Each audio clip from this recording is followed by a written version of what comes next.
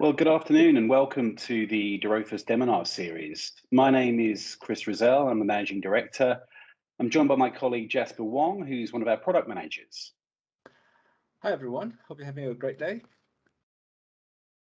So we've held many webinars in the past and recently started a series called Innovator Basecamp, where our customers present interesting and innovative projects, and you can find that on YouTube if you want to watch some recordings.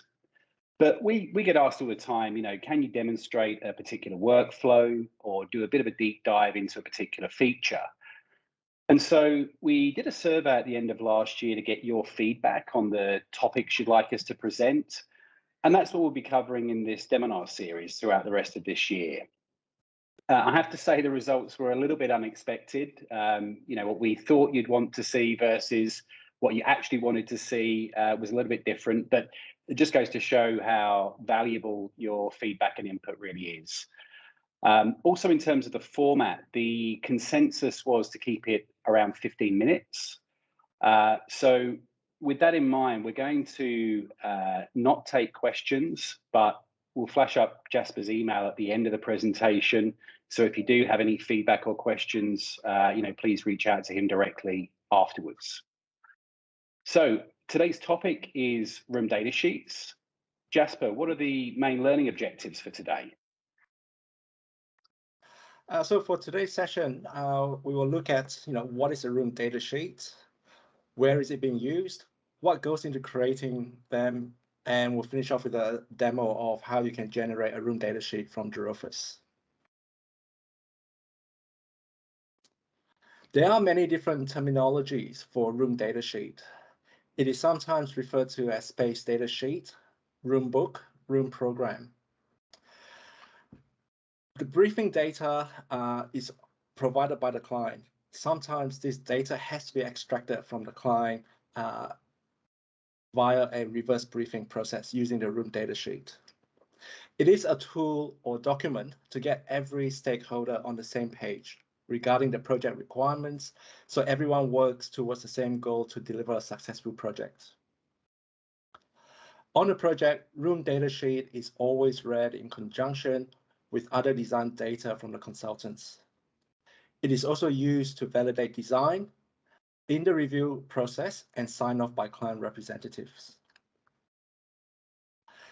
This is a list of some of the more common project types we see that requires a room data sheet.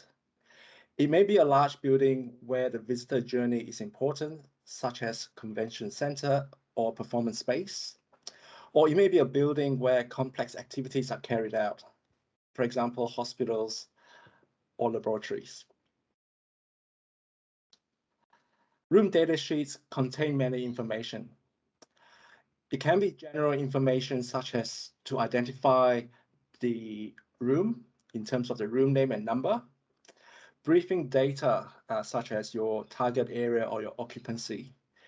It also describes the purpose and the usage of the room.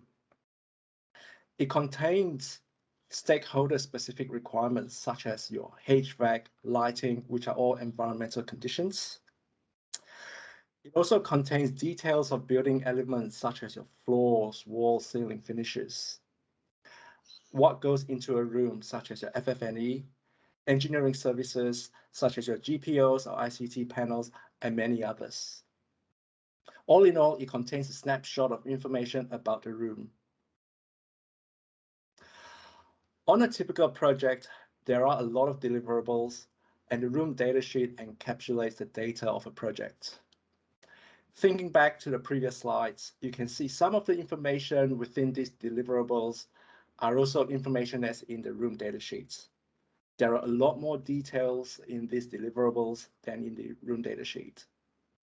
So the question is, which comes first? Is it the deliverables or the room data sheet?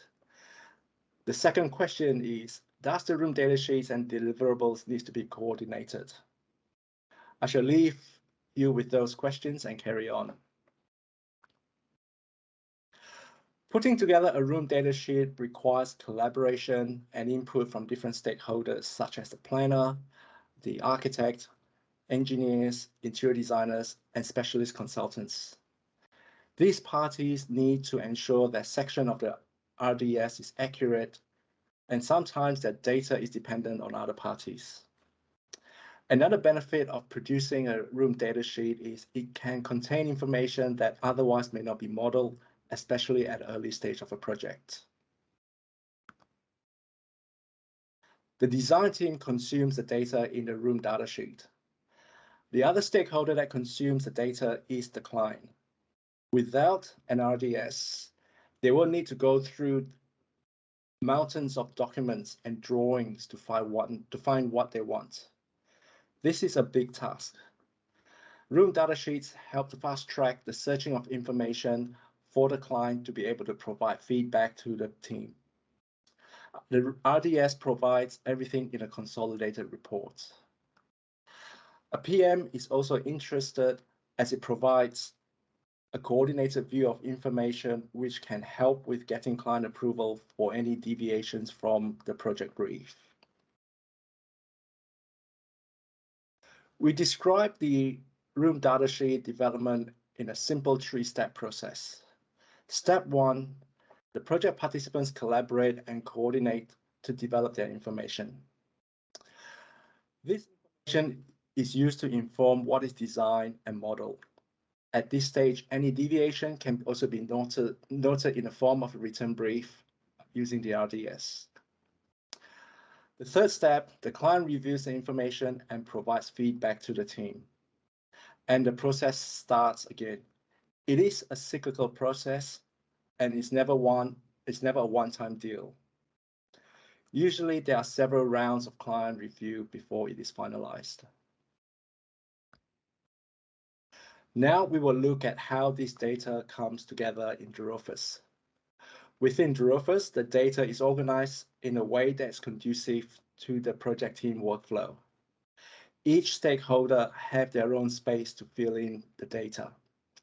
There are view filters which can limit information by party or by project stage. The information is in turn translated into what you see in the RDS report, or the information may be data you want to manage in the software, but excluded from the room datasheet. User permissions can be customized based on areas of responsibility. This is to ensure that different stakeholders do not edit each other's information. For example, the architect controls the room name and number, and the engineer cannot edit this. Likewise, the fire engineer defines the alarm quantities and locations, and the architect cannot edit this. We always say our user interface is highly customizable. This includes editing the attribute names. Here is a demo video that shows the ease with you or your database admin can change the name through the dynamic graphical user interface. We call it DIM GUI. We'll carry out a small change to rename the flag name from Windows and Doors to Doors and Windows. We do this in the DIM GUI editor.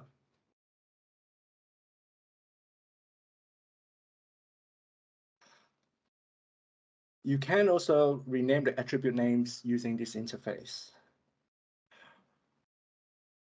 Returning to the room data view, the flag has been renamed in the software, and this change will also be reflected in future reports.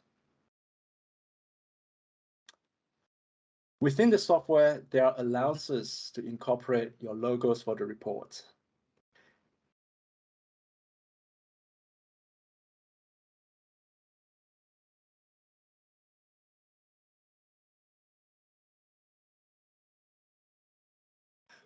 You can also add project hero shots to be used in the opening screen or on the cover page of a report. There are guidance notes in the settings to help you or your database admin know which image to update. So up to now, we have shown you the DIM GUI, how information can be organized. The report you are seeing now is a built-in report that comes with every database.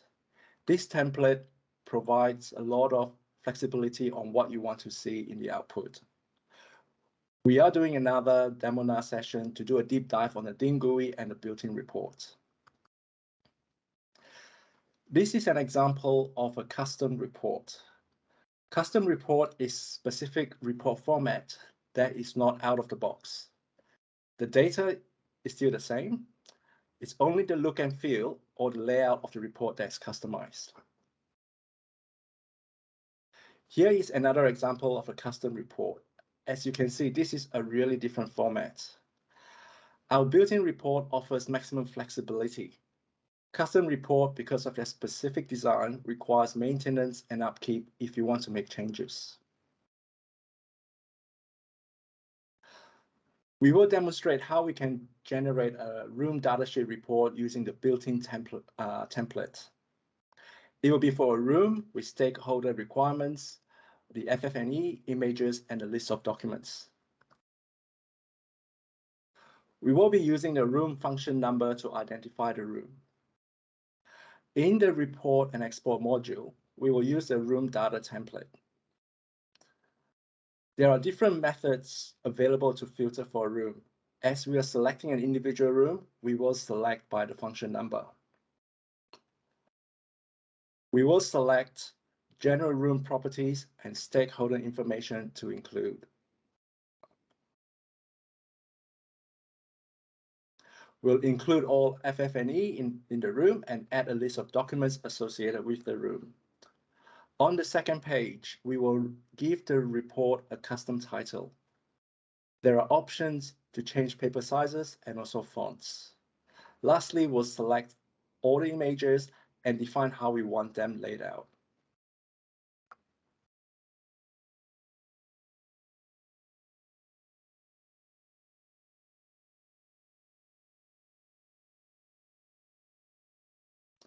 Here is a report with custom title.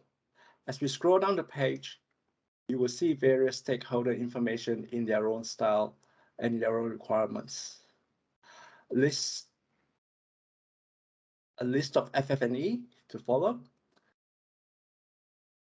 And you see the images, and lastly, a list of documents associated with the rooms. You can save this export setting to reuse. I'm going to give this report setting a name and save it in the demonaar folder. You can also share this with the project team so they can use the same settings for their reports.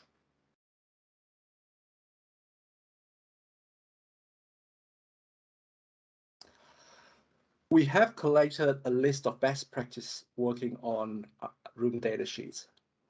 We can spend 15 minutes on these slides, but we will not. However, we will send this in an email to everyone.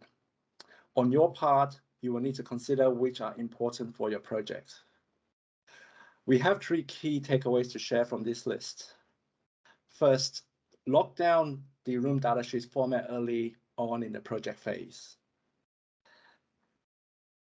Establish synchronization protocols and define the data flow between the geometric model and the database.